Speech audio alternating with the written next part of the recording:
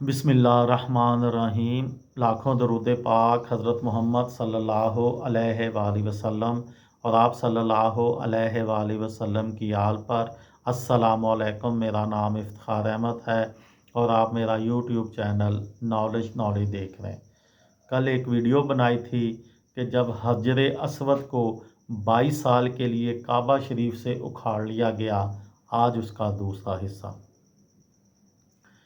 पीर यानी मंडे 18 जनवरी 930 की सपहर थी जब वो वाक़या पेश आया, जिसके बाद कई बरस हजर असवद काबा के बजाय एक और मकाम पर मौजूद रहा। 9वीं से 11वीं सदी के दौरान इराक़, यमन और ख़ास तौर पर बहरैन में सरगर्म करामता की फ़ौज इससे 6 दिन पहले हज के पहले रोज़ अबू ताहिर सलेमान की क़यादत में घोड़ों पर सवार हरम शरीफ में दाखिल हुई थी।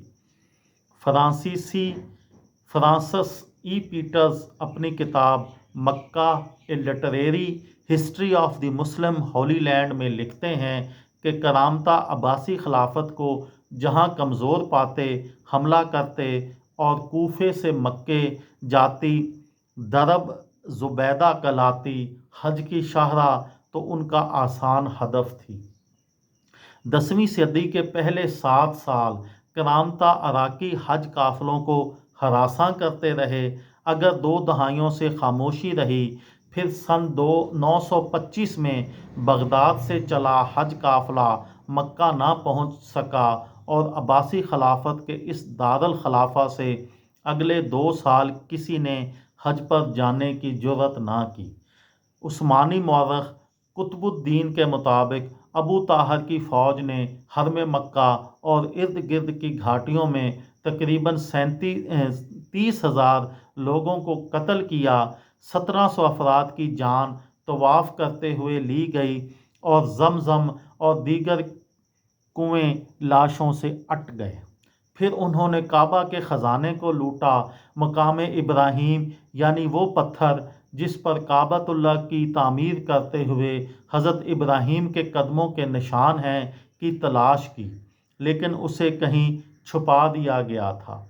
मायूस होकर अबू ताहिर ने हजर असवद उखड़वा कर अपने इलाके अल-हसा के दारुल हुकूमत हजर में दारुल हिजरत नामी मस्जिद में लगवा दिया। इस्लामी इंसाइक्लोपीडिया में सैयद कासम महमूद लिखते हैं, अब अबू ताहिर पर खबत सवार हुआ कि लोग काबा के हज और तवाफ़ को छोड़कर दारुल हिजरा का हज करें, लेकिन नाकामी हुई। हजर असवद तकरीबन 22 साल तक अबू ताहिर के कब्ज़े में रहा और तकरीबन 10 साल तक काबा का हज अमन ना होने की वजह से ना हो सका।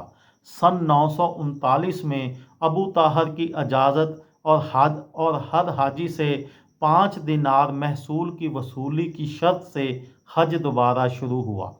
कुतुबुद्दीन के मुताबिक काबा के मशरकी कोने की जानब हजर असवद की जगह खाली रही और लोग तबर्रक के तौर पर इस जगह हाथ रख दिया करते थे। सन 950 में हजर असवद दोबारा काबतुल्लाह शरीफ में नस्ब किया गया।